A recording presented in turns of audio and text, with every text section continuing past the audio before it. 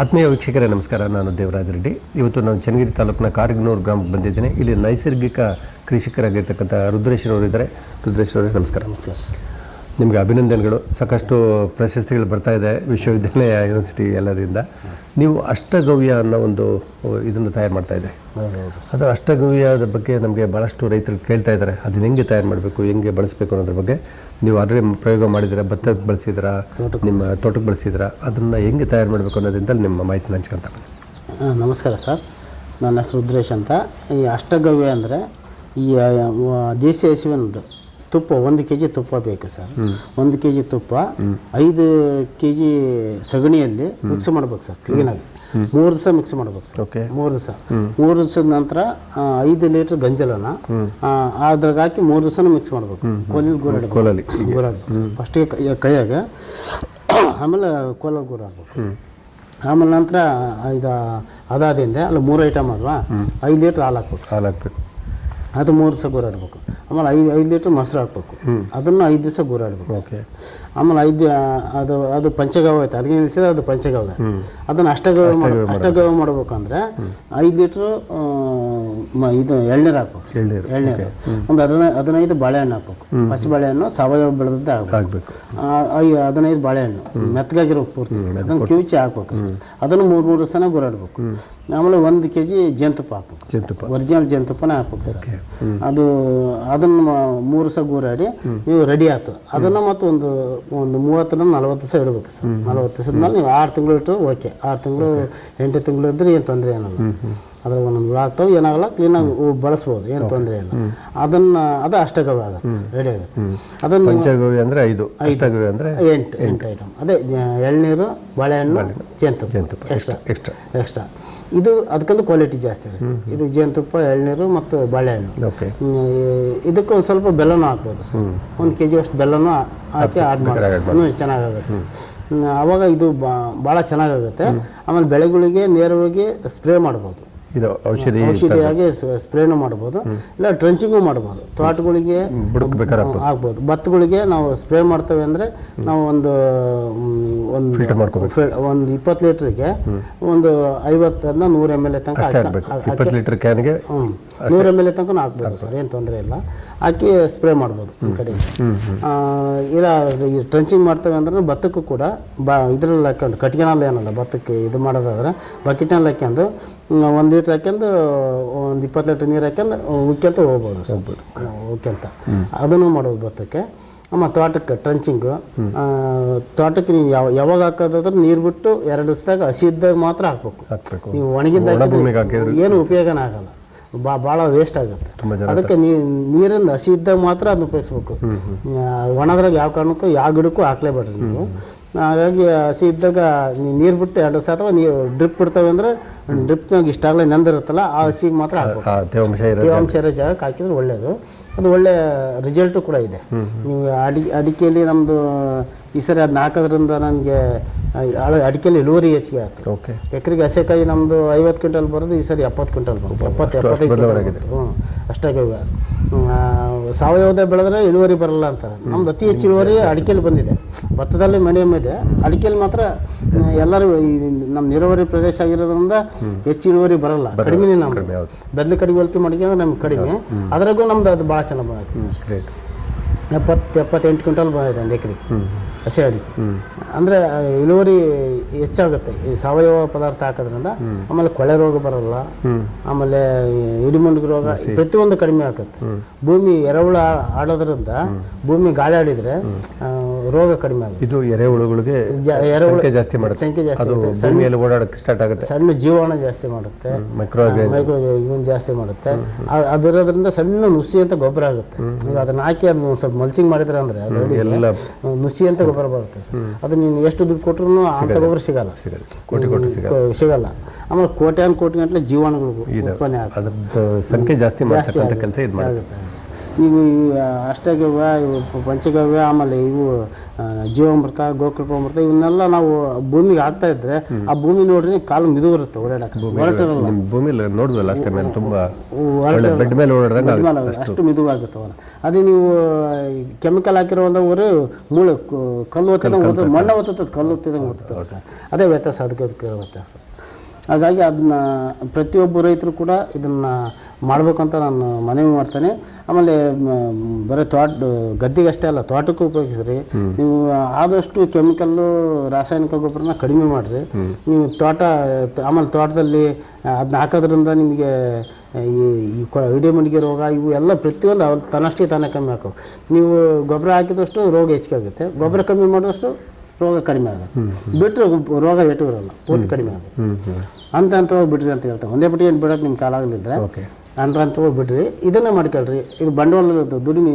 ನೀವು ಅಡಿಕೆಗೆ ಸ್ವಲ್ಪ ಹೆಚ್ಚು ಕಮ್ಮಿ ಒಂದು ಎಕರೆಗೆ 30,000-35,000 40,000 ತನಕ ಖರ್ಚು ಮಾಡ್ತಾರೆ. ಹೆಚ್ಚಿಗೆ ಬೆಳೆ ದುಡ್ಡು ಬರ್ತದೆ ಅನ್ನೋ ಕಿಚ್ಚಿ ಖರ್ಚು ಮಾಡ್ತಾರೆ. ನೀವು 10,000 ಖರ್ಚು ಮಾಡೋದು ಬೇಕಿಲ್ಲ. ಅಷ್ಟೇ ಬೆಳೆ ಬೆಳೀತೀರಿ ನೀವು. 10,000 ನೀವು ಹಾಕೋಕ್ಕೆ ಮಾಡೋಕ್ಕೆ ಅಷ್ಟೇ ಒಂದು 10,000 ಖರ್ಚಾಗ್ಬೋದು. ಅದೆಷ್ಟು ಬೆಳೀತಾರೆ ಇದು ಅಷ್ಟೇ ಬೆಳೀತೀರಿ. ಅದಕ್ಕೆ ಹೆಚ್ಚಿಗೆ ಬೆಳಿಬೋದು. ಬೆಳೆಯೋಕ್ಕೆ ಅವಕಾಶನೂ ಕೂಡ ಇದೆ. ಅಡಿಕೆಯಲ್ಲಿ, ತೆಂಗಿನಲ್ಲಿ ಇದೆ, ಅಡಿಕೆನಲ್ಲಿ ಇದೆ, ಹಣ್ಣಿನ ಗಿಡಗಳಲ್ಲಿ ಇದೆ. ಪ್ರತಿಯೊಂದಕ್ಕೂ ಉಪಯೋಗಿಸ್ಬೋದು. ಭತ್ತಕ್ಕೆ ಪ್ರತಿಯೊಂದಕ್ಕೂ ಉಪಯೋಗಿಸ್ಬೋದು. ಅಷ್ಟಗವ್ಯ, ಪಂಚಗವ್ಯ, ಗೋಕೃಪಾಮೃತ ಅಂದರೆ ಇದೇನಂದರೆ ನಮ್ಮ ಹತ್ರ ಕಲ್ಚರ್ ಇದೆ.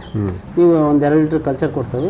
ಅದಕ್ಕೆ 2 ಲೀಟ್ರ್ ಕಲ್ಚರ್ ತೊಗೊಂಡೋಗಿ ನೀವು 2 kg ಬೆಲ್ಲ, ಅವತ್ತೇ ಕಡ್ದರ ಮಜ್ಜಿಗೆ, ಹಳೆವಲ್ಲ ಉಳಿವಲ್ಲ, ಫ್ರೆಶ್ ಅವತ್ತೇ ಕಡ್ದರ ಮಜ್ಜಿಗೆ, ದೇಸಿ ಹಸಿವಿಂದ ನೀವು ಒಂದು ಅರ್ಧ ಲೀಟ್ರ್ ಹಾಲು ತಗೊಂಡ್ರು 2 ಲೀಟ್ರ್ ಮಜ್ಜಿಗೆ ಮಾಡ್ಕೋಬೋದು.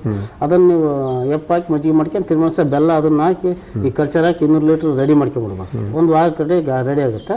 15 ದಿವಸದೊಳಗೆ ಹಾಕ್ಬೇಕು ಸರ್. ವಾರ ಪೂರ್ತಿ ಗೂರಾಡಬೇಕು. 15 ದಿವಸದೊಳಗೆ ಹಾಕಿ ನೀವು ಮತ್ತೆ ಸ್ವಲ್ಪ ಮಾಡಲಿಲ್ಲ ಅಂದರೆ ಅದು ಒಂದು 10 ಲೀಟ್ರ್ ಬಿಟ್ಟು 10-15 ಲೀಟ್ರ್ ಬಿಟ್ಕೊಳ್ರಿ. ಅದು ಜೀವಾಣು ಹಾಳಾಗ್ದೆ ನೋಡ್ಕೋಬೇಕು ಅಂದರೆ ಯಾವಾಗಾರ ಒಂದು ಸ್ವಲ್ಪ ವಾರಕ್ಕೂ 15 ದಿವಸಕ್ಕೊಂದ್ಸರಿ ಒಂದು ಸ್ವಲ್ಪ ಬೆಲ್ಲ, ಸ್ವಲ್ಪ ಮಜ್ಜಿಗೆ ಹಾಕ್ಯಂತ ಇರ್ಬೇಕು. ಜೀವಾಣುಗಳು ಜೀವಂತವಾಗಿರ್ತಾವೆ. ನೀವು ಹಂಗೆ ಬಿಟ್ಬಿಟ್ರಿ ಅಂದರೆ ಅವು ಹೋಗ್ಬಿಡ್ತದೆ. ಸೈಕಲ್ ಕಂಟಿನ್ಯೂ ಆಗ್ಬೇಕು ಅಂದರೆ ನೀವು 15 ದಿವಸಕ್ಕೊಂದ್ಸರಿ ಒಂದು kg, ಒಂದು ಅರ್ಧ kg ಬೆಲ್ಲ, ಒಂದು ಅರ್ಧ ಲೀಟ್ರ್ ಮಜ್ಜಿಗೆ ಹಾಕಂತ ಇದ್ರೆ ಕಂಟಿನ್ಯೂ ನೀವು ಒಂದು ತಿಂಗಳು ಬಿಟ್ರೂ ಉಪಯೋಗ ಆಗುತ್ತೆ. ನೀವು ಹಂಗೆ ಬಿಟ್ಟು ಪೂರ್ತಿ ಕಾಲ ಹೋಗ್ಬಿಟ್ರೆ ಅದು ಮತ್ತೆ ಇನ್ನೊಬ್ಬರು ಹುಡುಕ್ಬೇಕು ತಗೊಳಕ್ಕೆ. ಅದನ್ನು ಮಾಡ್ಕೊಂಡು ಒಳ್ಳೇದು. ಅದು ಈಜಿ ಕೆಲಸ ಸರ್. ಪ್ರತಿಯೊಬ್ಬರು ರೈತರಿಗೆ ನಾನು ಹೇಳೋದಂದ್ರೆ ನೀವು ಸಗಣಿ ತರಂಗಿಲ್ಲ, ಗೋತ ತರಂಗಿಲ್ಲ, ಏನು ತರಂಗಿಲ್ಲ. 2 kg ಬೆಲ್ಲ, 2 ಲೀಟ್ರ್ ಮಜ್ಜಿಗೆ ಅವತ್ತೆ ಕಡಿದ್ರು ನಮ್ಮ ಹತ್ರ ಕಲ್ಚರ್ ಒಂದ್ಸರಿ ತಗೊಂಡೋಗಿ ನೀವು ಮಾಡ್ಕೋಬೇಕು. ಕೆಲವರು 25 ಲೀಟ್ರ್ ತರ್ತಾರೆ, ಇದು ಕೊಡೋ ನನಗೆ ಅಂತ. ಕೊಡಲ್ಲ ಅಲ್ಲ, ಅದನ್ನ ಕೊಡಲೇಬಾರ್ದು ನಾವು. ಅವ್ರು ಮಾಡ್ಕೋಬೇಕು. ಅವರು 1,000 ಲೀಟ್ರ್ ಮಾಡ್ತಾರ, 200 ಲೀಟ್ರ್ ಮಾಡ್ಕೊಂಡು ಅದು 1,000 ಲೀಟ್ರ್ ಮಾಡ್ಕೊಳ್ಳಿ, 2,000 ಲೀಟ್ರ್ ಮಾಡ್ಕೊಳ್ಳಿ, ತಪ್ಪೇನಿಲ್ಲ. ಒಂಥರ ಎಪ್ಪಿದ್ದಂಗೆ ಇಸ್ಕೊಂಡೋಗ್ಬೇಕು. ನಮಗೆ ಉಣ್ಣಕ್ಕೆ ಕೊಡು ಅಂದ್ರೆ ಅದು ಹೆಂಗಾಗುತ್ತೆ? ಆ ಟೈಪ್ ಆಗಬಾರ್ದು ಅನ್ನೋದು ನಮ್ಮ ಉದ್ದೇಶ. ಅದು ಭಾಳ ಈಜಿ ಐತಿ. ಪ್ರತಿಯೊಬ್ಬರು ರೈತರು ಗೋಕೃಪಾಮೃತ ಮಾಡಿದ್ರೆ ಸರಿ. ಪ್ರತಿ ತೋಟ ಜಮೀನು ಅಂದ್ರೆ ಅದು ಇರ್ಬೇಕು. ನನ್ನ ಪ್ರಕಾರ ನನ್ನ ಹೃದಯ ಅಂತ ಹೇಳಿದ್ರೆ ಅಲ್ಲ, ಮನುಷ್ಯನ ದೇಹದಲ್ಲಿ ಹೃದಯ ಎಷ್ಟು ಇಂಪಾರ್ಟೆಂಟು, ಕೃಷಿ ಭೂಮಿಯಲ್ಲಿ ಅದಿದ್ರೆ ಈ ಗೋಕೃಪಾಮೃತ ಹಾಕೋದಿದ್ರೆ ಎರೆಹುಳು ಹೆಚ್ಚಿಗೆ ಆಗುತ್ತೆ ಸರ್. ಎರೆಹುಳು ಹೆಚ್ಚಿಗೆ ಆದರೆ ಈ ತೂತು ಕೊರಿತಲ್ಲ ಭೂಮಿ. ಗಾಳಿ ಆಡೋದ್ರಿಂದ ಗಾಳಿ ಆಡ್ಲಿಂದ ರೋಗ ಬರುತ್ತೆ ಸರ್. ಗಾಳಿ ಆಡ್ತಾ ಅಂದ್ರೆ ಭೂಮಿ ಒಳಗೆ ಯಾವ ರೋಗನೂ ಬರಲ್ಲ ಸರ್. ಮತ್ತು ಇದೆಲ್ಲ ಮಾಡೋದ್ರಿಂದ ನಿಮ್ಗೆ ಇನ್ನೊಂದು ಅಬ್ಸರ್ವ್ ಮಾಡಿರಬೇಕು, ಬಿದ್ದಂಥ ಮಳೆ ನೀರನ್ನ ನೇರವಾಗಿ ಭೂಮಿಗೆ ಹಿಂಗಿಸ್ತಕ್ಕಂಥ ಕೆಲಸ ಮಾಡ್ತೀವಿ. ನಾವೇನೋ ಚಕ್ರಾಮ್ ಕಟ್ಟಿದ್ದೀವಿ, ಹಿಂಗು ಗುಂಡಿ ಮಾಡಿದ್ದೀವಿ, ಏನೆಲ್ಲ ಹೇಳ್ತೀವಲ್ಲ, ಅದಕ್ಕಿಂತ ಮೈಕ್ರೋ ಲೆವೆಲ್ ಪ್ರತಿ ಒಂದೊಂದು ಇಂಚು ಜಾಗದಲ್ಲೂ ನೀರು ಹಿಂಗಿಸ್ತಕ್ಕಂಥ ಕೆಲಸ. 1 ಲೀಟ್ರ್ ನಾವು ನೀರು ಹಾಕಿದ್ರೆ ಹರ್ಕೊಂಡು ಹೋಗೋದೇ ಜಾಸ್ತಿ ಆಗಿದೆ. ಈಗ 1 ಲೀಟ್ರ್ ಪೂರ್ತಿ ಕುಡಿಬೇಕು ಅಂದ್ರೆ ಕುಡಿಬೇಕಂದ್ರೆ ಈ ಗೋಕೃಪಾಮೃತ ಸ್ಪಾಂಜ್ ಅಂತ ಹಾಕ್ಲೇಬೇಕು. ಸ್ಪಾಂಜ್ ಥರ ಆಗುತ್ತೆ, ಜುಯ್ ಅಂತ. ಅವಾಗ ಬೋರ್ವೆಲ್ಲು ಎಲ್ಲ ಕಡೆ ಇಡೀ ಭೂಮಿ ಎಲ್ಲ ತಂಪಾಗುತ್ತೆ. ಅದೊಂದು ಕೆಲಸ ಇದರಿಂದ ಆಗುತ್ತೆ. ಹಾಗಾಗಿ ಇದನ್ನು ತುಂಬ ವರ್ಷಗಳಿಂದ ಇದು ಮಾಡ್ಕೊಂತ ಬರ್ತಾ ಇದ್ದಾರೆ. ಮತ್ತೆ ಬೇರೆ ನಿಮ್ಮ ಸ್ನೇಹಿತರುಗಳಿಗೂ ಇದನ್ನು ಸ್ವಲ್ಪ ಭಾಳ ಜನ ಗೋಕೃಪಾಮೃತ ನಾನು ಸ್ವಲ್ಪ ಹೆಚ್ಚಿಗೆ ಒಂದು 500-600 ಜನ ಕೊಟ್ಟಾನ ಸರ್ ಗೋಕೃಪಾಮೃತ. ಅದಕ್ಕೆ ಯಾರು ಫ್ರೀಯಾಗಿ ಯಾರು ದುಡ್ಡು ಇಸ್ಕೊಂಬಲ್ಲ ಸರ್. ಅದನ್ನ ರೆಡಿ ಮಾಡ್ಕೊಡಂತ ರೆಡಿ ಮಾಡ್ಕೊಡ್ರಿ. ನಮ್ಮ ಖರೀದಿ ನಮ್ಗೆ ಏನಾಗಿದೆ ಅಂದ್ರೆ ಬೀಜ ಬೇಕಂದ್ರೆ ಅಂಗಡಿಗೆ ಹೋಗ್ತೀವಿ, ಗೊಬ್ಬರ ಬೇಕಂದ್ರೆ ಇನ್ನೊಂದು ಅಂಗಡಿಗೆ ಹೋಗ್ತೀವಿ. ಅದೇ ಅಭ್ಯಾಸ ನನಗೆ ಫ್ರೀಯಾಗಿ ಕೊಟ್ಟಿದ್ರು. ಹಾಗಾಗಿ ನಾನು ಫ್ರೀಯಾಗಿ ಕೊಡ್ಬೇಕು. ಇನ್ನೂ ಎಷ್ಟು ಜನ ಬಂದರೂ ಕೊಡ್ತೇನೆ ಸರ್. ಅದು ಯಾಕಂದರೆ ಅದು ಒಳ್ಳೇದಾಗದ ಒಳ್ಳೇದು ಹಾಕ್ಯಂತ ಹೋಗ್ಬೇಕು ಸರ್. ಅದು ನಮಗೆ ಫ್ರೀ ಕೊಟ್ಟರು ರೋಜನಗಳು ಇವೆಲ್ಲ ಕಡಿಮೆ ಆಗ್ಲಿಕ್ಕೆ ಸರ್. ಇದು ಗುಜರಾತ್ನಾಗ ಒಬ್ಬರು ಇವ್ರು ಮಾಡಿದ್ದವ್ರು, ಹೆಸರೇನೋ ಇದೆ ಸರ್, ಅವ್ರು ಮಾಡಿ ಎಲ್ಲ ಕಡೆಗೂ ಕಣ್ಣೀರು ಮಠದಿಂದ ನಾವು ತಂದಿದ್ದೇವೆ. ಕನೇರಿ ಗುರುಗಳು ಎಲ್ಲ ಕಡೆಗೂ ಅದನ್ನು ಭಾಳ ಹಚ್ತದ ಸರ್. ಅವ್ರದ್ದು ದೊಡ್ಡ ಸಾಧನೆ ಐತಿ ಈ ವಿಚಾರದ ಹತ್ರ. ದೊಡ್ಡ ಸಾಧನೆ ಐತೆ ಅವ್ರದ್ದು. ಅವ್ರ ಮಾರ್ಗದರ್ಶನದಾಗ ನಾವು ಇದನ್ನು ಮಾಡ್ತಾ ಇದ್ದೀವಿ ಸರ್. ಅವರು ಕೊಟ್ಟಿರೋ ಇದರಿಂದನೇ ಮಾಡ್ತಾ ಇರೋದು.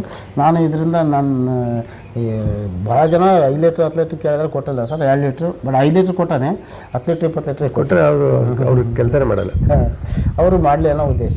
ಆಮೇಲೆ ಯಾರೇ ಮಾಡ್ತಾರೆ ಅಂದರೆ ಅಷ್ಟು ಸಲಹೆ ಅವ್ರು ಬಂದು ನಮ್ಮೆಲ್ಲ ನೋಡಿ ಮಾಡ್ಕೊಂಡು ಹೋಗ್ಬೋದು, ಇಲ್ಲ ಫೋನ್ ಮಾಡಿದ್ರೆ ಸಲಹೆ ಕೊಡ್ತೀನಿ ಸರ್.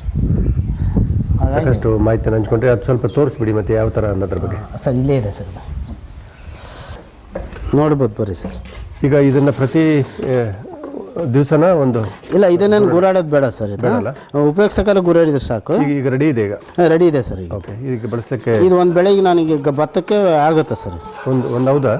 ಆಗುತ್ತೆ ಸರ್. ಈಗ ರೆಡಿ ಮಾಡ್ಕೊಂಡಾನೆ ಈ ಬೆಳೆಗೆ, ಮುಂದೆ ಬೆಳೆಗೆ ಮತ್ತೆ ಈಗ ನೆಕ್ಸ್ಟ್ ಔಷಧಿ ಸಿಂಪಡಿಸಿ ಅಂತ ಹೇಳ್ತಾರಲ್ಲ, ಈಗ ಇದು ಸ್ವಲ್ಪ ಅದು ನಾಜಲ್ ಬ್ಲಾಕ್ ಆಗಲ್ವಾ? ಸ್ವಲ್ಪ ಅಲ್ಲ ಸರ್, ಇದನ್ನ ಏನು ಮಾಡ್ತಾವೆ ಗೊತ್ತಾ, ಇದನ್ನ ಫಿಲ್ಟರ್ ಮಾಡ್ಕೊಂತಾವೆ. ಈ ಫಸ್ಟ್ ನಾವು ಇದನ್ನ ಈ ಒಂದು 5 ಲೀಟ್ರನ್ನ ದೊಡ್ಡ ಒಂದು 20 ಲೀಟ್ರ್ ನೀರಿಗೆ ಹಾಕ್ಯಂಡು ಸೋಸ್ತೀವಿ, ಸೋಸ್ಕೊಂಡು ಅದನ್ನು ಉಪಯೋಗಿಸ್ತೀವಿ. ಇಲ್ಲಾಂದ್ರೆ ಕಟ್ಕೊಂಡ್ಬಿಡುತ್ತೆ ಸರ್. 20 ಲೀಟರ್ ನೀರಿಗೆ 100 ml ವರೆಗೂ ಹಾಕ್ಬೋದು. ಹಾಕ್ಬೋದು ಸರ್. ಇದನ್ನ 20 ಲೀಟ್ರ್ ನೀರಿಗೆ ಇನ್ನೊಂದು 3 ಲೀಟ್ರ್ 4 ಲೀಟ್ರ್ ಹಾಕ್ಯಂದು ಸೋಸ್ತೇವೆ ನಾವು ಫಸ್ಟ್, ಸೋಸ್ಕೊಂಡು ಆಮೇಲೆ ಸ್ಪ್ರೇ ಮಾಡ್ತೇವೆ. ಹಂಗೆ ಹಾಕೋದಾದ್ರೆ ಮಾತ್ರ ಹಂಗೆ ಹಾಕ್ಯಂತೇವೆ ಸರ್. ನೋಡ್ಬೋದು. ಇದು ನೀವು ಹೇಳಿದ್ರು ಎಷ್ಟು ಎಕರೆಗೆ ಆಗುತ್ತೆ ಈಗ ಇರೋದು?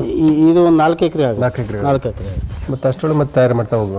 ಮತ್ತೆ ಮಾಡ್ತೇವೆ, ಕಂಟಿನ್ಯೂ ಮಾಡ್ತಿರ್ಬೇಕು ಸರ್. ಇನ್ನು ಮತ್ತೆ ನಮ್ದು ಏನು ಕೆಲಸ ಸರ್, ರೈತರದ್ದು ಅದೇ ಅಲ್ಲ ಸರ್. ಹೌದು, ಮಾಡಲೇಬೇಕು. 2 ನಿಮಿಷ ನಾವು ಅದಕ್ಕೆ ಟೈಮ್ ಕೊಡೋಕ್ಕಾಗಲ್ಲ ಅಂದರೆ ಕೆಲಸ ನಾವು ಮಾಡೋದೇ ರೈತರ ಕೆಲಸ ಅಂದಾಗ ಪ್ರಾಮಾಣಿಕವಾಗಿ ಮಾಡಬೇಕು. ತಯಾರು ಮಾಡೋಕ್ಕೆ ತಾಮ್ರದ್ದೇ ಅಂಡೆ ಬೇಕಾ, ಮಣ್ಣಿನ ಮಡಿಕೆಯಲ್ಲಿ ಮಾಡ್ಬೋದು? ಮಣ್ಣಿನ ಮಡಿಕೆಲ್ಲ ಮಾಡ್ಬೋದು, ಪ್ಲಾಸ್ಟಿಕ್ಕಿಂದಲೂ ಮಾಡ್ಬೋದು. ತಾಮ್ರದಲ್ಲಿ ಮಾಡೋದ್ರಿಂದ ಒಂದು ಔಷಧಿ ಗುಣ ಹೆಚ್ಚಿಗೆ ಆಗುತ್ತೆ ಅಂತ ಉದ್ದೇಶ ಸರ್. ಈಗ ನೋಡಿದಲ್ಲ, ಇದು ಅಷ್ಟಗವ್ಯ. ಇದನ್ನ ಪ್ರತಿಯೊಬ್ಬರು ರೈತರು ಮಾಡ್ಕೊಳಕ್ಕೆ ನಮ್ಮನ್ನ ಕಾಂಟ್ಯಾಕ್ಟ್ ಮಾಡ್ಬೋದು, ಎಷ್ಟೇ ನಗರ ಕಾಂಟ್ಯಾಕ್ಟ್ ಮಾಡ್ಬೋದು. ಇದನ್ನ ಹೇಳ್ಕೊಡ್ತಾನೆ, ಕೊಡಲ್ಲ ಖರೀದಿ, ಕಣ್ಮುಂದೆ ನೋಡಿ ಎಲ್ಲ ಪ್ರಾಕ್ಟಿಕಲ್ ಬಂದ್ರೆ ಮಾಡಿ ತೋರಿಸ್ಕೊಡ್ತಾನೆ. ವಿಡಿಯೋ ಆಯ್ತು ಬೇಕು ಅಂದ್ರೆ ಹಾಕ್ತಾನೆ ಅವ್ರಿಗೆ. ಇದನ್ನ ಮಾಡೋದು ಗೋರ್ಕೊಂಡ್ಬರ್ತಾ ಕೇಳಿದ್ರೆ ಮಾತ್ರ ಅದನ್ನ ಯಾವಾಗ ಬಂದ್ರು ಕೊಡ್ತಾನೆ ಸರ್. ಇದು ಮಾತ್ರ ಪ್ರತಿಯೊಬ್ಬ ರೈತರು ಪ್ರತಿ ಜಮೀನಲ್ಲಿ ಮಾಡ್ಕೊಳ್ಬೇಕು. ಭಾರಿ ಒಳ್ಳೆಯದು. ತೋಟಕ್ಕೆ ಹಾಕಿದ್ರೂ ಒಳ್ಳೆಯದು, ಗದ್ದೆಗೆ ಹಾಕಿದ್ರು ಒಳ್ಳೇದು, ಎಲ್ಲದಕ್ಕೂ ಒಳ್ಳೇದು ಸರ್. ಒಳ್ಳೆ ಭೂಮಿ ಉಳಿಸೋಕ್ಕೆ ನಾವು ಇವತ್ತು ಮುಂದಿನ ಪೀಳಿಗೆಗೆ ಏನು ಉಳಿಸ್ತಾವೆ ಏನು ಬಿಡ್ತಾವೆ ಗೊತ್ತಿಲ್ಲ. ಭೂಮಿ ಯಾರೋ ಉಳಿಸ್ಕೊಟ್ಟು ಹೋದರೆ ನಾವು ಒಂದು 20 ಎಕರೆ 30 ಎಕರೆ ಮಕ್ಳಿಗೆ ಆಸ್ತಿ ಮಾಡೋ ಬರಲಿ, ಇರೋ ಭೂಮಿನ ಜೀವಂತವಾಗಿ ಉಳಿಸಿದರೆ, ಅಂದರೆ ವಿಷಮುಕ್ತವಾಗಿ ಉಳಿಸಿದ್ರೆ ಭೂಮಿನ ನಾವು ಅದನ್ನೇ ಒಂದು ಕೊಡುಗೆ ಕೊಟ್ಟಂಗೆ ಅಂತ ನನ್ನ ಅಭಿಪ್ರಾಯ. ಇದನ್ನು ಬೇಕು ಅನ್ನೋರಾದ್ರೆ ಯಾರು ಇದ್ದರೆ ಕಾಂಟ್ಯಾಕ್ಟ್ ಮಾಡೋದಾದರೆ ನನ್ನ ಫೋನ್ ನಂಬರ್ ತಗೋಬೋದು. 9538111979 95 38 111 979 ಈ ನಂಬರ್. ಕಾರಿಂಗ್ನವರು, ಚನ್ನಗಿರಿ ತಾಲೂಕು, ದಾವಣಗೆರೆ ಜಿಲ್ಲೆ. ಸಾಧ್ಯವಾದಷ್ಟು ನಿಮಗೆ ಸಂಜೆ ಟೈಮ್ ಮಾಡಿದ್ರೆ ಒಳ್ಳೇದಾ, ಸಾಯಂಕಾಲ ಟೈಮ್ನಲ್ಲಿ? ಯಾಕಂದ್ರೆ ಅಲ್ಲ, ನಿಮ್ಗೆ ಫೋನ್ ಮಾಡಿ ಸಾಯಂಕಾಲ ಅಲ್ಲ ಮಾಡಿದ್ರೆ ನಾವು ಯಾವಾಗ ಮತ್ತೆ ವಾಪಸ್ ಮಾಡ್ತೇನೆ ಸರ್. ನಾನು ಯಾರು ಮಾಡಿದ್ರು ಇಲ್ಲ, ವಾಟ್ಸಪ್ಪಲ್ಲಿ ಒಂದು ಮೆಸೇಜ್ ಆದರೂ ಮಾಡಿ ಅಂತ ಬೇಕು, ಯಾಕಂದ್ರೆ ತುಂಬ ಇದಿರುತ್ತಲ್ಲ. ಅವ್ರು ಬೇಕು ಅಡ್ರೆಸ್, ಫೋನ್ ನಂಬರ್ ಇದನ್ನು ಆಯ್ ಅಂತ ಕಳಿಸಿದ್ರೆ ನಾನು ಇದನ್ನು ಕಳಿಸ್ತೇನೆ ಸರ್. ಹಿಂಗೆ ಮಾಡ್ಕೋಬೋದು ಅಂತ ಡೀಟೇಲ್ಸ್ ಕಳಿಸ್ತೇನೆ. ಓಕೆ, ಥ್ಯಾಂಕ್ ಯು ರುದ್ರೇಶ್, ಧನ್ಯವಾದಗಳು. ಸಾಕಷ್ಟು ಮಾಹಿತಿನ ಹಂಚ್ಕೊಂಡ್ರೆ. ವೀಕ್ಷಕರೇ ನಮಸ್ಕಾರ, ನಾನು ದೇವರಾಜ್ ರೆಡ್ಡಿ. ಇವತ್ತು ಚನ್ನಗಿರಿ ತಾಲೂಕು ಕಾರಗನೂರಿಗೆ ಬಂದಿದ್ದೇವೆ. ಇಲ್ಲಿ ನಮ್ಮೊಟ್ಟಿಗೆ ನೈಸರ್ಗಿಕ ಕೃಷಿಕರಾಗಿರ್ತಕ್ಕಂಥ ರುದ್ರೇಶ್ರವರಿದ್ದಾರೆ. ರುದ್ರೇಶ್ವರ ನಮಸ್ಕಾರ. ನೀವು ನೈಸರ್ಗಿಕ ಕೃಷಿಕರು, ಸುಮಾರು 1.5 ದಶಕದಿಂದಲೂ ನಿಮ್ಮ ಕೃಷಿ ಭೂಮಿನ ಅಷ್ಟು ಮೇಂಟೈನ್ ಮಾಡಿದ್ದೀರಾ. ನಿಮ್ಮ ನೈಸರ್ಗಿಕ ಕೃಷಿ ತೋಟದ ಬಗ್ಗೆ ಒಂದಷ್ಟು ನಮ್ಮ ವೀಕ್ಷಕರಿಗೆ ಒಂದಷ್ಟು ಮಾಹಿತಿ ಹಂಚ್ಕೊಳ್ಳಿ ಸರ್. ನಮ್ಮದು ನೈಸರ್ಗಿಕವಾಗಿ ತೋಟ ಬೆಳೆಸಿರೋದು, ನೈಸರ್ಗಿಕವಾಗಿ ಈಗ ಬೆಳೆ ಬೆಳೀತಿರೋದು. ಸಾಮಾನ್ಯ ನೈಸರ್ಗಿಕ ಈ ಕೆಮಿಕಲ್ ಹಾಕಿ ಬೆಳೀತಾರಲ್ಲ ಅಷ್ಟೇ ನಾನು ತೋಟದಲ್ಲಿ ಅಷ್ಟೇ ಬೆಳೆ ಬೆಳೀತದೆ. ತೆಂಗು, ಅಡಿಕೆ, ಮಾವು, ಹಲಸು, ಅದರಲ್ಲಿ ದೊಡ್ಡ ತೋಟದಲ್ಲಿ ಕೋಕೋ ಇತ್ತು, ಕೋಕೋ, ಬಾಳೆ ಅಂದರೆ ಒಂದು ಚಂದ್ರ ಬಾಳೆ ಅಂತ ಬರುತ್ತೆ ಕೆಂಪುದು, ಅದು ಇದೆ. ನನ್ನ ಹತ್ರ ಪಚ್ಚಬಾಳೆ ಇದೆ, ತರಕಾರಿ ಬಾಳೆ ಅಂತ ಬರುತ್ತೆ ಅದು ಇದೆ, ಮತ್ತು ಏಲಕ್ಕಿ ಬೆಳೆ ಇದೆ. ಇಷ್ಟು ವೆರೈಟಿ, ಇನ್ನೂ ಅಷ್ಟು ವೆರೈಟಿ ಹಾಕ್ಬೇಕು ಅಂದ್ಕೊಂಡಾನೆ ಸರ್. ಅದೇ ರೀತಿ ಹಣ್ಣಿನ ಗಿಡವಾಗಿ ಈ ಹಲಸಿದೆ, ಮಾವು ಇದೆ, ಲಕ್ಷ್ಮಣ ಫಲ, ರಾಮಫಲ ಇದೆ, ಆಮೇಲೆ ಈ ಪನ್ನೀರ್ಲು ಅಂತ ಇರುತ್ತೆ ಆ ಹಣ್ಣಿಂದಿದೆ, ಆಮೇಲೆ ನಿಂಬೆ ಇದೆ, ನಿಂಬೆ. ಆಮೇಲೆ ಕಾಡು ಕೃಷಿಯಾಗಿ ಹೊಲ ಸುತ್ತು ನಾನು ಮಾಗನಿ, ತೇಗ, ಮತ್ತು ಈ ಬೆಲ್ದಣ್ಣು ಇವನ್ನೆಲ್ಲ ಕಾಡು ಕೃಷಿಯಾಗಿ, ಆಮೇಲೆ ಗೊಬ್ಬರ ಗಿಡ ಅಂತೇಳಿ ಗ್ಲೀಸಿಡಿಯಾ ಅದನ್ನು ಹೊಲ ಸುತ್ತಲೂ ಹಾಕಿದೆ ಸರ್. ಅದರಿಂದನೂ ಉಪಯೋಗ ಆಗುತ್ತೆ ಅಂತ. ಆಮೇಲೆ ಇದು ನುಗ್ಗೆ ಗಿಡ ನುಗ್ಗೆ ಗಿಡ ಇದೆ. ನುಗ್ಗೆ ಗಿಡ ಇದೆ. ಅದು ನೈಟ್ರೋಜನ್ ಪ್ರತಿಯೊಂದನ್ನು ತೋಟದ ಸುತ್ತಲೂ ಒಟ್ಟು ಮರ ಆಧಾರಿತ ಬೇಲಿ. ಅಂದರೆ ನಾವು ಪರಿಸರನ ಉಳಿಸ್ಬೇಕು. ಆಮೇಲೆ ಭೂಮಿ ತಾಪಮಾನ ಹೆಚ್ಚಿಗೆ ಆಗೋದನ್ನ ಕಡಿಮೆ ಮಾಡೋಕೆ ಅಂದರೆ ಕಾಡು ಬೆಳೆಸಲೇಬೇಕು. ಅದರಿಂದ ಅದನ್ನು ಕೂಡ ಮಾಡಿದ್ದೇನೆ. ಅದು ಆಮೇಲೆ ಅಡಿಕೆ ಸಾಮಾನ್ಯವಾಗಿ ರೈತರು ಅಂದರೆ ಅಡಿಕೆ ಒಂದು ಹಾಕಿಬಿಡ್ತಾರೆ, ಅಂತರ ಬೆಳೆಯಾಗಿ ಏನೂ ಮಾಡಲ್ಲ. ಈಗ ನಿಮ್ಮದು ಅಡಿಕೆ ಇದೆ. ಅಡಿಕೆ ಎಷ್ಟು ಎಕರೆ ಇದೆ? ಅಡಿಕೆ 2 ಎಕರೆ ಇದೆ. 2 ಎಕರೆ. ಅಡಿಕೆ ಮಧ್ಯದಲ್ಲಿ ಏನೇನು ಬೆಳೆಗಳಿಗೆ ಹೋಗಿದೆ? ಅಡಿಕೆಯಲ್ಲಿ ಕೋಕೋ ಇದೆ, ಬಾಳೆ ಇದೆ, ಆಮೇಲೆ ಏಲಕ್ಕಿ ಮತ್ತು ಕಾಫಿ ಈಗ ಹಾಕಿದ ಅವು ಇದಾವೆ. ಕಾಳುಮೆಣಸು ಇದೆ, ಸ್ವಲ್ಪ ಮಟ್ಟಿಗೆ ಇದೆ ಕಾಳುಮೆಣಸು. ಅದು ಹಳ್ಳ ನುಗ್ಗಿ ಹೋಗ್ಬಿಡ್ತು, ಒಂದಿಷ್ಟು ಇದಾವೆ ಸರ್ ಕಾಳುಮೆಣಸು. ಹಾಗಾಗಿ ಎಲ್ಲ ಬೆಳೆನೂ ಬೆಳಿಬೋದು ಸರ್. ಈಗ ಅಡಿಕೆ ಎಷ್ಟು ವರ್ಷದ? ಈಗ ಅಡಿಕೆ ಒಂದು 33 ವರ್ಷದ್ದು, ಒಂದು 11 ವರ್ಷದ್ದು. 11 ವರ್ಷದ್ದು ಏನಾಯ್ತಲ್ಲ ಸರ್, ಅದು ಹುಟ್ಟಿದ ಕಿಲಿಕ್ಕೆ ಅದು ಸಾವಯವದಾಗ ಬೆಳೆದ್ರೆ ಅದು ಯಾವುದೇ ಕಾರಣಕ್ಕೂ ಒಂದು ಕಾಳು ಗೊಬ್ಬರ ಹಾಕಿಲ್ಲ ಅದಕ್ಕೆ. ಅದು ಭಾಳ ಚೆನ್ನಾಗಿದೆ ಆ ತೋಟ. ಒಂದು ಗಿಡನೂ ಕೂಡ ರೋಗ ಬಿದ್ದು ಹೋಗಿಲ್ಲ ಅದು. ಅದೇ ನನಗೆ ಸ್ಫೂರ್ತಿ ಅನ್ಕೋಬೇಕು. ಯಾಕಂದರೆ ಎಲ್ಲರೂ ಗಿಡ ಒಂದು 7-8 ಹೋಗಿರ್ತಾವೆ, ಏನೇನು ಆಗಿರ್ತೈತೆ, ನಮ್ದು ಅಂಥದ್ದು ಏನೂ ಆಗಿಲ್ಲ. ಹಾಗಾಗಿ ಅದು ಒಂಥರ ಖುಷಿ ಆಗುತ್ತೆ. ಅದು ಅದೇ ರೀತಿ ಸಾವಯವದ ಬೆಳೆಯೋದ್ರಿಂದ ಅದು ನಂಗೆ ಆಗುತ್ತೆ ಅಂತ ಭಾಳ ಜನಕ್ಕೂ ಬಂದವರಿಗೆಲ್ಲ ಹೇಳಿ ಮಾಡಲ್ಲ. ಅದೇ ತೋರಿಸ್ತಾನೆ ಸರ್. ಆಮೇಲೆ ಅಂತರ್ ಬೆಳೆಯಾಗಿ ಬೆಳೆ ಯಾಕೆ ಬೆಳಿಬೇಕು ಅಂದರೆ, ನಮ್ಮದು ಬಾಳೆ ಇದೆ ಸರ್ 1 ಎಕರೆ.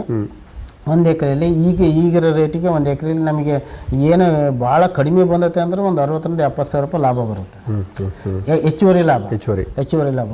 ಅದು ಅಡಿಕೆ ಜೊತೆಗೆ ಅದು ಹೆಚ್ಚುವರಿ ಲಾಭ. ಆಮೇಲೆ ಅಡಿಕೆ ನಾವು ಗೊನೆ ಕಟ್ಕೊಂತೇವೆ ಅಷ್ಟೇ, ಇನ್ನು ಉಳಿಕಿದಷ್ಟು ಹಂಗೆ ಬಿಡ್ತೇವೆ. ಪೊಟ್ಯಾಷ್ ಫುಲ್ ತುಂಬ ಇರುತ್ತೆ ಸರ್, ಪೊಟ್ಯಾಷ್ ಇರುತ್ತೆ. ನಾವು ಕಡ್ದು ಅದನ್ನ ಪೀಸ್ ಮಾಡಿದಾಗ ಹಂಗೆ ಡೈರೆಕ್ಟ್ ಪೂರ್ತಿ ಗೊನೆ ಹಂಗೆ ಮರ ಹಂಗೆ ಬಿಟ್ಟರೆ ಅದು ಪೊಟ್ಯಾಷ್ ಇನ್ನೊಂದು ಬಾಳೆಗೂ ಬರುತ್ತೆ, ಅಡಿಕೆ ಗಿಡಕ್ಕೂ ಬರುತ್ತೆ ಪೊಟ್ಯಾಷ್.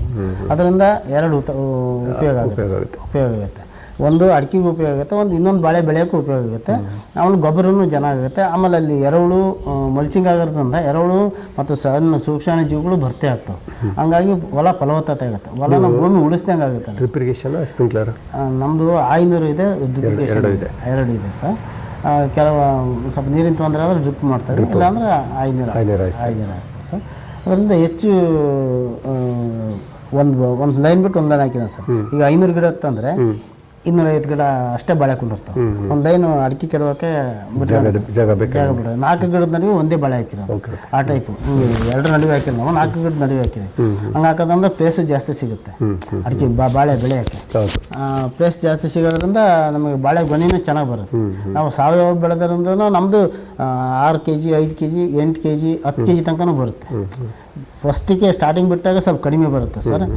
2ನೇ ಗೊನೆ ಏನು ಬರುತ್ತಲ್ಲ ಅದು 8 kg 7 kg ಇದ್ದೇ ಇರುತ್ತೆ. ನಮ್ಮ ಸೈಜ್ ಚೆನ್ನಾಗಿರುತ್ತೆ, ಫುಲ್ ವೈಟ್ ಕಲರ್ ಇರುತ್ತೆ. ನಮ್ಮ ಮಾರ್ಕೆಟ್ಗೆ ಹೋಗಿದ್ರೆ ನಮ್ಮ ಸಣ್ಣ ಗೊನೆ ಟಾಪ್ ಕ್ವಾಲಿಟಿ ರೇಟ್ ನಮ್ಮದೇ ಅತಿ ಹೆಚ್ಚಿಗೆ ರೇಟ್ ಆಗುತ್ತೆ. ಆಮೇಲೆ ಸಾವಯವದ ತಗೊಳೋರು ಕೂಡ ತಗೊಂತಾರೆ, ಮಾರ್ಕೆಟ್ ರೇಟ್ಗೂ ಒಂದಿಷ್ಟು 10 ರೂಪಾಯಿ ಹೆಚ್ಚಿಗೆ ಹೇಳಿದ್ರೆ ತಗೊಂತಾರೆ. ಅದು ಕೂಡ ಹಣ್ಣನ್ನು ಒಳ್ಳೆ ಹಣ್ಣೆ ಕೊಡ್ತೀವಿ ಅನ್ನೋದು ಒಂದು ಖುಷಿ ಇರುತ್ತೆ. ಯಾವುದು ಕೆಮಿಕಲ್ಲೇ ಹಾಕಲ್ಲ, ಯಾವುದು ಇಲ್ಲದ ಬೆಳೆದು ಅಂತ ಖುಷಿದ್ದು ಅವರು ತಗೊಂತಾರೆ. ನಾವು ಹಣ್ಣಿನ ಕ್ವಾಲಿಟಿನೂ ಕೂಡ ತುಂಬ ಚೆನ್ನಾಗಿರುತ್ತೆ. ಹಾಗಾಗಿ ಅಂತರ್ ಬೆಳೆಯಾಗಿ ಅಡಿಕೆ ಜೊತೆಗೆ ಬಾಳೆ, ಕಾಳುಮೆಣಸು, ಕೋಕೋ, ಏಲಕ್ಕಿ, ಲವಂಗ ಇವನ್ನೆಲ್ಲ ಹಾಕ್ಬೋದು ಸರ್. ವಾಣಿಜ್ಯ ಬೆಳೆಯಾಗಿ ಇವನ್ನೆಲ್ಲ ನಿಮ್ಮಲ್ಲಿ ಅಡಿಕೆ ತೋಟ ಮತ್ತು ಇವೆಲ್ಲ ಬೆಳೆಗಳು ಹಾಕೊಂಡ್ರೆ ಮುಂದೆ ಅಡಿಕೆಯಲ್ಲಿ 5-10% ಇಳುವರಿ ವ್ಯತ್ಯಾಸ ಆದರೂ ಇದು ಅಲ್ಲ ಸರ್, ವ್ಯತ್ಯಾಸ ಜಾಸ್ತಿ, ಇಳುವರಿ ಜಾಸ್ತಿ ಆಗುತ್ತೆ ಸರ್. ಬಾಳೆ ಹಾಕಿದರೆ ಅದಕ್ಕೆ ಪೊಟ್ಯಾಶು ಎಷ್ಟೋ ಕೊಂಡ್ಕೊಂಬಂದು ಹಾಕೋದು ತಪ್ಪುತ್ತೆ ಸರ್. NPK ಎಲ್ಲ ಅದರಲ್ಲೇ ಸಿಗುತ್ತೆ ಸರ್.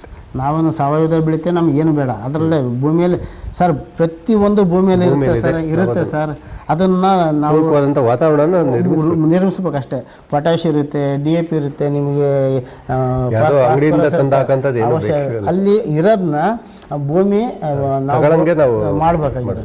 ಜೀವಾಮೃತ ಗೊಬ್ಬರ ಹಾಕೋದ್ರಿಂದ ಸಣ್ಣ ಜೀವಾಣುಗಳು ಜಾಸ್ತಿಯಾಗಿ ಸಣ್ಣ ಜೀವಾಣುಗಳು ಮಣ್ಣು ತಿಂದು ಬಿಡ್ತಾವಲ್ಲ, ಅದನ್ನು ಬೇರೆ ತಗೊತಾವೆ. ಅಲ್ಲಿ ಇರೋ ಆಹಾರನ ಬೇರೆ ಕೊಡೋಂಗೆ ಮಾಡ್ಬೇಕು, ಅಷ್ಟೇ ನಮ್ಮದು ಕೆಲಸ. ನಮಗೇನು ಹೊರಗಿಂದ ತಂದಾಕಬೇಕು ಅಂತ ಉದ್ದೇಶ ಇಲ್ಲ. ಭೂಮಿನ ಇರೋದನ್ನ ಭೂಮಿಯಲ್ಲಿರೋದನ್ನ ಬೇರುಗಳಿಗೆ ಹೋಗಂಗೆ ಮಾಡ್ಬೇಕಾಗಿರೋದು ನಮ್ಮ ಕರ್ತವ್ಯ. ಅದನ್ನು ಮಾಡಿದರೆ ಸಾಕು, ಬೇಕಾದಷ್ಟು ಅಲ್ಲೇ ಇದೆ ಸರ್. ಕೋಟ್ಯಾನುಕೋಟಿ ಜೀವಿಗಳದಾವು, ಅವು ಆಹಾರ ತಯಾರಿಸಿ ಕೊಡ್ತಾವೆ. ಅದರಿಂದ ಇದಕ್ಕೆ ಆಹಾರ ಆಗುತ್ತೆ, ಇದರಿಂದ ಅದಕ್ಕೆ ಆಹಾರ ಆಗುತ್ತೆ. ಅದನ್ನು ಮಾಡಿದರೆ ಸಾಕು ಸರ್. ಹೆಚ್ಚುವರಿ ಇಳುವರಿನ ತಗೋಬೋದು, ಭೂಮಿನ ಉಳಿಸ್ದಂಗೆ ಆಗುತ್ತೆ, ಕೆಮಿಕಲ್ ಮುಕ್ತ ಮಾಡ್ದಂಗೆ ಆಗುತ್ತೆ ಅದು ಕೂಡ. ಆಮೇಲೆ ಸುತ್ತಲೂ ನಾವು ಗ್ರೀನಿಸಿಡಿಯಾ ಕಾಡು ಕೃಷಿ ಅಷ್ಟು ಮಾಡೋದ್ರಿಂದ ನಮಗೆ ಗಾಳಿಯ ಒತ್ತಡ ಕಡಿಮೆ ಆಗುತ್ತೆ. ಆಮೇಲೆ ವಾತಾವರಣನೂ ಸ್ವಲ್ಪ ಕಡಿಮೆ, ಒಂದು ಮೈಕ್ರೋ ಕ್ಲೈಮೇಟ್, ಆ ಜಾಗ ತಂಪಾಗಿರೋಕೆ ಇಲ್ಲ, ಭೂಮಿಯಲ್ಲಿ ನೀರು ಆವಿ ಆಗ್ತಾವೆ, ಅದನ್ನು ಉಳಿಸ್ದಂಗೆ ಆಗುತ್ತೆ. ವಾತಾವರಣ ನಾವು ಸ್ವಲ್ಪ 40 ಡಿಗ್ರಿ ಹೋದ್ರೆ ಒಂದು ಡಿಗ್ರಿ ಕಡಿಮೆ ಮಾಡ್ಕೋಬಹುದು. ಒಂದು ಪಾಯಿಂಟ್ ಕಡಿಮೆ ಮಾಡೋಕೆ ನಮ್ಗೆ ಶಕ್ತಿ ಇಲ್ಲ. ನಿಸರ್ಗವನ್ನು ನಿಸರ್ಗ ಬೆಳೆಸೋದ್ರಿಂದ ತಗೊಂಡು ಹೋಗ್ತಾ ಇದೆ, ಕಡಿಮೆ ಮಾಡ್ದಂಗೆ ಆಗುತ್ತೆ. ಆಮೇಲೆ ಹಲವಾರು ಹಣ್ಣಿನ ಗಿಡಗಳು ಹಾಕಿದ್ದಾವೆ. ಹಲಸಿದೆ, ಮಾವಿದೆ, ಇದು ರಾಮಫಲ, ಲಕ್ಷ್ಮಣಫಲ ಹಣ್ಣಿನ ಗಿಡಗಳು ಇದ್ದಾವೆ, ನಿಂಬೆ ಗಿಡ ಇದ್ದಾವೆ. ಅದರಿಂದೆಲ್ಲ ಆದಾಯ ಬರುತ್ತೆ. ಆಮೇಲೆ ಒಳ್ಳೆ ಹಣ್ಣು ತಿನ್ಬೋದು. ನಾವು ಆರೋಗ್ಯ ಚೆನ್ನಾಗಿರ್ಬೇಕು ಅಂದ್ರೆ ಹಣ್ಣು ತಿನ್ಬೇಕು, ಹಣ್ಣು ತಿನ್ಬೇಕು. ಪ್ರತಿಯೊಂದು ಹಣ್ಣನ್ನು ನಮ್ಮ ಹೊಲದಲ್ಲಿ ಬೆಳೆದ್ರೆ ಅದು ಹಣ್ಣು ತಿನ್ನೋದ್ರಿಂದ ನಮ್ಮ ಆರೋಗ್ಯನೂ ವೃದ್ಧಿ ಆಗುತ್ತೆ. ನೀವು ಅಂಗಡಿಯಲ್ಲಿ ಅಥವಾ ನೀವು ಇದರಲ್ಲಿ ಪೌಡ್ರ್ ಮಿಕ್ಸ್ ಮಾಡಿ ಸ್ಪ್ರೇ ಮಾಡ್ತಾರೆ ಸರ್, ವಿಷ. ಬಾಳೆಹಣ್ಣಿಗೆ ವಿಷ ಸ್ಪ್ರೇ ಮಾಡ್ತಾರೆ ಜಲ್ದಿ ಹಣ್ಣಾಗಿ. ಇವತ್ತು ಕಾಯ್ದದ್ದು ನಾಳೆ ಹಣ್ಣಾಗುತ್ತೆ. ನಮಗೆ 10 ದಿವಸ ಬೇಕು ನಮ್ಗೆ ಹಣ್ಣು ಹಾಕಿ. ನಾವು ಹಂಗೆ ಮನೆಗೆ 10 ದಿವಸ ಬೇಕು ನಾವು ಹಣ್ಣು.